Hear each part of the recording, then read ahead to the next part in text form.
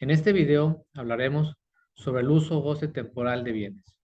El objetivo es que tú conozcas el marco conceptual, que identifiques cuáles son los actos grabables, que puedas determinar la base, que conozcas el momento de la causación del impuesto y que puedas identificar qué se considera la actividad que se lleva a cabo dentro del territorio nacional. Para iniciar es importante hablar de la ley del impuesto del valor agregado en su artículo primero, fracción tercera, que habla o señala que se establece o se grabará este impuesto por el otorgamiento del uso o goce temporal de un bien. Pero hay un dato muy importante que menciona la ley, que es independientemente de la forma jurídica en la que se pueda presentar, siempre y cuando se contraiga la obligación de dar, hacer y permitir. Cuando hablamos de esta situación del uso o goce temporal de bienes, es importante referirnos también al Código Civil, dado que hace referencia a los términos de propiedad y posesión. Y por propiedad vamos a entender o identificar que es el derecho de usar, de gozar y de disponer de sus propios bienes. En cambio, por posesión se podría considerar como el poder de hecho para el uso o goce de un bien o una cosa. ¿Qué sucede con estos dos elementos? Que van a generar una relación jurídica entre el acreedor y el deudor, lo que va a generar derechos y obligaciones. Por ejemplo, un arrendatario que quiera subarrendar no lo podrá hacer si el arrendador no lo autoriza. Estaremos hablando de la obligación de no hacer. Pero es importante también señalar, ¿sí?, lo que refiere el Código Civil de la Federación, ¿sí?, que señala que por prestación, ¿sí?, se puede considerar o por enajenación se puede generar o puede consistir en tres partes. La primera, la traslación de un bien. La segunda, la enajenación temporal de un bien. Y la tercera, la restitución de ese bien. Y podemos regresar al mismo caso para dar un ejemplo sobre el arrendamiento. Y este tiene que ver con que una persona va a conceder el uso de un bien, una cosa, ¿sí?, es decir, va a entregar, va a dar el bien como un préstamo, ¿sí?, como una concesión, y hay otra persona que se obliga a dar la contraprestación pactada. Ahí referimos a este proceso de dar, de hacer o de permitir, ¿de acuerdo? Si regresamos un poco a este primer artículo, fracción tercera, que hablaba de estas formas jurídicas en las que se puede presentar el uso o goce temporal de un bien, podríamos hablar de distintas. Por ejemplo, el usufructo. El usufructo es un derecho real y temporal de ejercer el uso o goce de un bien ajeno, es decir, de un bien que no es de nuestra propiedad. Por lo que podemos considerar que el usufructo es el derecho de gozar de un bien de otra persona y de sus frutos que puedan generarse, ¿sí? Es decir, estamos hablando del usufructo. Si hablamos de otra forma jurídica que se puede presentar, estaríamos hablando del arrendamiento. El arrendamiento como un contrato entre ambas partes, o entre dos partes, mejor dicho, en la que uno se obliga o se compromete a ceder o a conceder el uso, ¿sí?, de un bien o de una cosa a favor de otra que se obliga a pagar una contraprestación durante un tiempo determinado. Si hablamos de otra forma jurídica, podríamos señalar que tiene que ver con la habitación, es decir, el derecho de usar una casa o una parte de una casa de forma gratuita.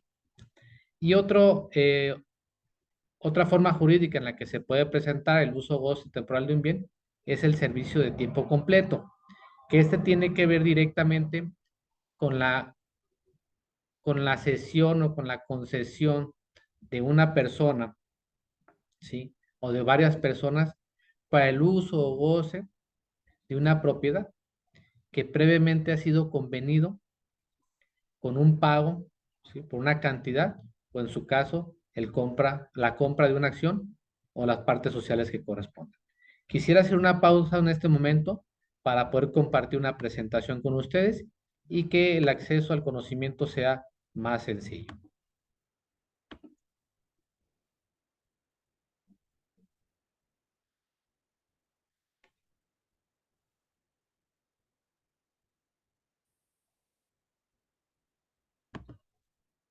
Muy bien. Si una vez con el contexto que se ha platicado o hemos generado hasta el momento en esta presentación, podríamos vertir o relacionar a los cuatro elementos de la relación tributaria del uso o goce temporal de bienes. Prácticamente para contextualizar nuevamente, cuando hablamos del sujeto nos referimos a las personas físicas y morales, al objeto como la actividad la cual va a causar el gravamen del IVA. En este caso, el artículo 19 nos señala cuáles son estas formas jurídicas que previamente hemos señalado: el arrendamiento, el usufructo.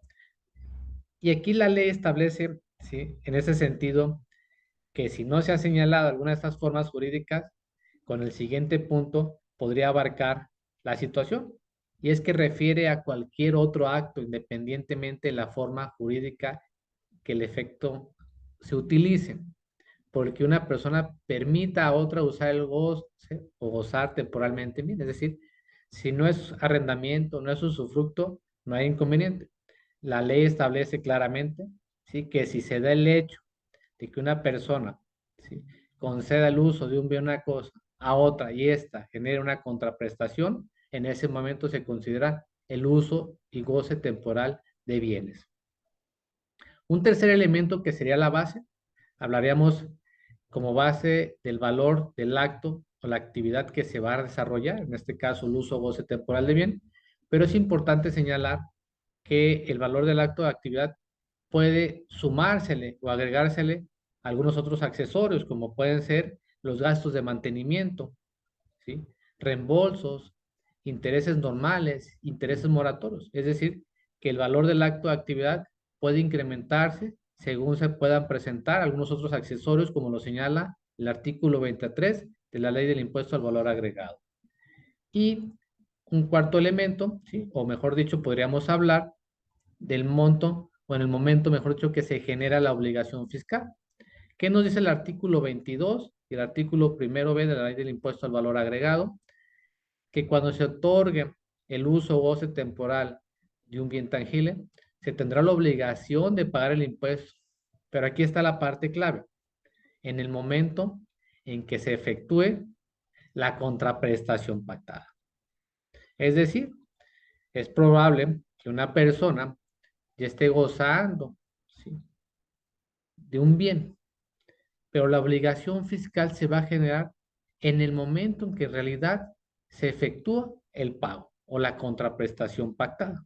¿Sí? Es un dato muy importante en la cuestión fiscal, la contraprestación pactada.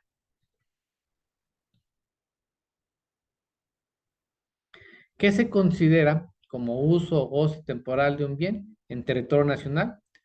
Cuando el bien tangible se encuentra en el extranjero y vaya a ser utilizado en territorio nacional. El bien tangible se encuentra dentro del territorio nacional para su entrega de quien hará uso. Es decir, si identificamos estos dos elementos, hablamos del uso en territorio mexicano, en territorio nacional.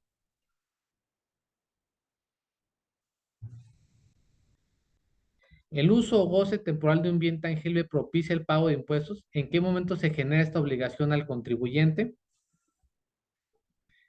En el momento del otorgamiento del bien, que sea utilizado el bien tangible y se cobren con las contraprestaciones. Es decir, lo acabamos de señalar con anterioridad, ¿sí?, que se esté utilizando el bien, pero forzosamente se haya realizado la contraprestación pactada previamente.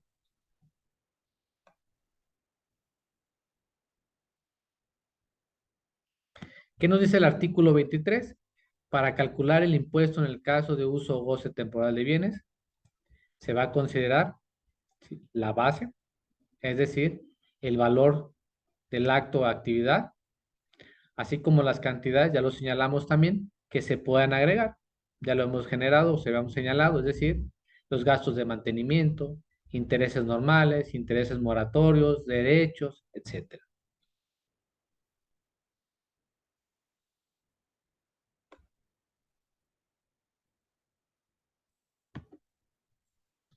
Muy bien, prácticamente con este video estaríamos abordando de manera general el uso o goce temporal de un bien.